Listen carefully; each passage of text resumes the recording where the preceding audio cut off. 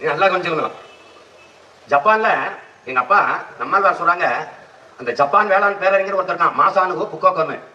அந்த மாசானுகோ புக்காக்கோ ஒற்றை வைக்கோல் புரட்சின்னு எழுதுறாரு.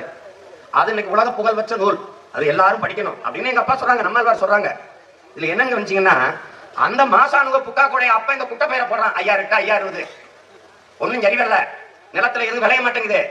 அந்த இரண்டாம் உலக பொருளை வெடிக்காத வெடிவுப்புகளை ரசாயன உரங்களை தூக்கி நம்ம தலையில கட்டான். பட்டம்பாஸ் 60 20 பொட்டாசி ஜல்பட்டு கொண்டாந்து போட்டான், எல்லாம் நாசமா போச்சு.